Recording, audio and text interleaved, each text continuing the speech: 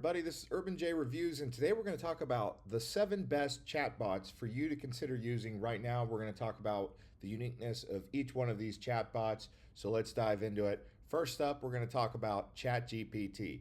So ChatGPT is the most famous one that most of you guys use. You can use ChatGPT for a lot of different things, including YouTube and content creation ideas. They'll help you do SEO. They'll help you come up with video title ideas, travel and planning advice.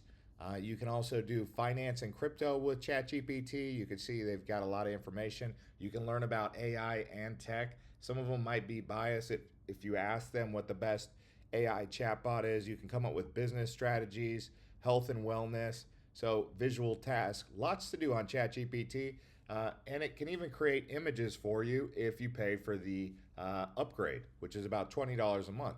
The one that I'm really starting to use a lot more, and I just use the free version right now, is Gemini by Google. If you haven't used this one, I would say start paying attention to Gemini by Google. Google is the one who invented GPT, which is the generated chatbots that even ChatGPT uses. So Gemini being the official product of Google, you should probably pay attention to it. So Gemini is something that I've been using a lot more. They can help you write emails, refine your work flows, streamline tasks, help you with studying for those of you who are in college.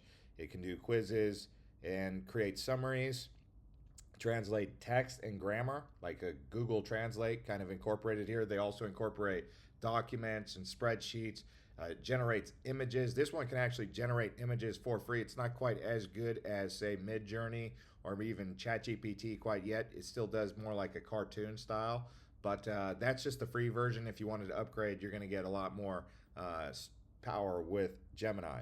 The next one that you should be considering is Grok. Grok obviously being by XAI. This is Elon Musk. This one answers questions. It helps to analyze content, WebEx, and search.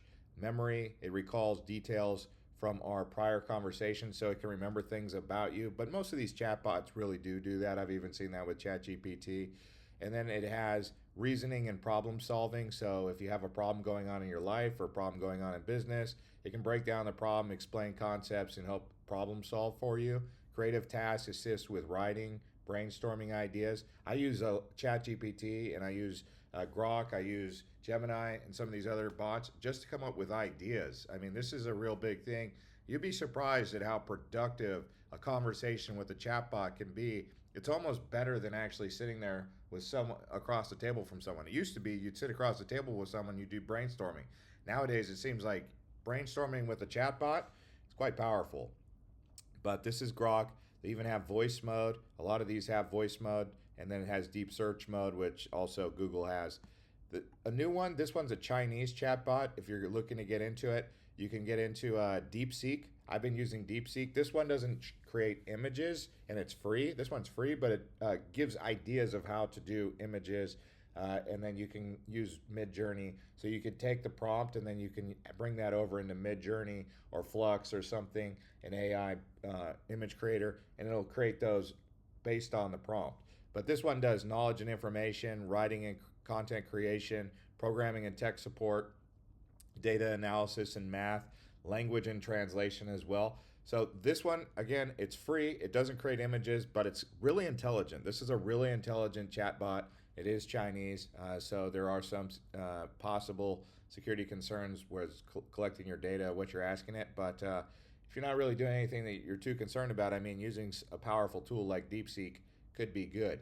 Now, this one here is called Claude. This is one I haven't really had much experience with, but I'm starting to delve into it and get more used to it because Claude is quite famous. You can see it's got a very simple user interface. It does analysis, research, writing and content creation, code and technical work. So this one can help you with coding, write, debug, and explain code in programming languages, create web applications, visualizations, and interactive tools, math and data, learning and explanation, creative projects, practical assistance. This is something that I'm looking to use a lot more of. Obviously, when you have a bunch of different AI options, you know, you're not going to use all 7 all the time, and it takes time to use them. Although I have been putting in the work to get familiarized with it. This one is just one of the ones I haven't really been using, but it comes up on most lists and most people suggest using it. I'm going to start using it a bit more and see what the power is.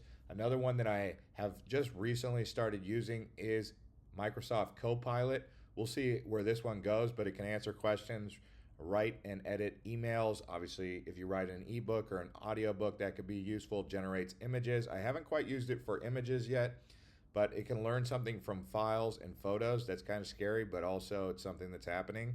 Um, Brainstorm ideas. Obviously, that's really useful. You can ask it questions like, hey, birthday party themes for a 22-year-old person, a male, who likes golf, and then it'll give you some ideas. Travel itineraries. Hey, I'm looking to go to Miami. Do you have any ideas of what I can do in Miami?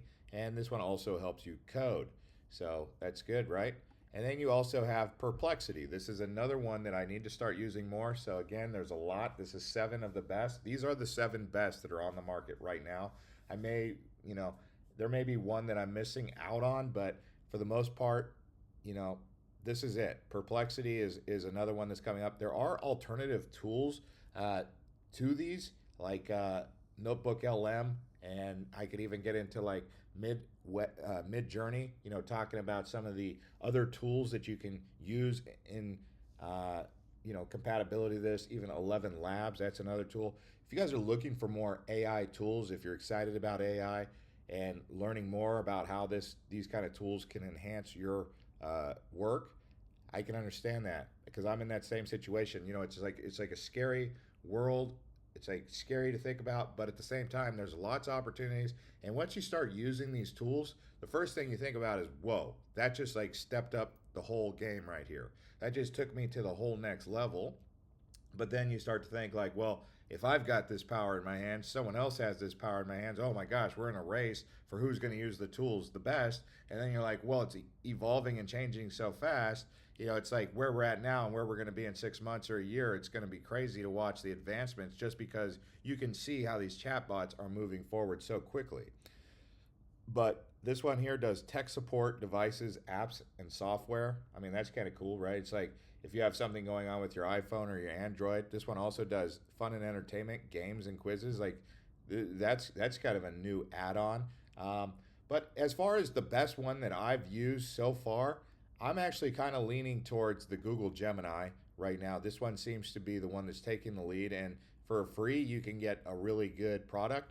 Whereas with ChatGPT, I feel like you have to pay to get a little bit more out of it, and I haven't been as impressed. And then as far as like Grok goes, that was the one that I was most excited to get into, but I've kind of toned back on Grok for no other real reason other than just, I don't know, I felt like it was expensive, $30 a month. I haven't really been able to justify $30 a month for Grok just to get more out of it. And then that DeepSeek, I mean, I have seen the power of DeepSeek. In some cases, DeepSeek has been very useful, more so than others. So I would say, maybe going with 2 or 3 chatbots, kind of like working with the top 3 out of it. For me right now, my rotation as of right now is ChatGPT, Gemini, and DeepSeek. Used to be Grok in there. I might start interchanging some of those as time goes by, but right now that's my rotation. DeepSeek, Google Gemini, and ChatGPT. So, what is your rotation? What do you guys think about these choices? See you guys on the next one.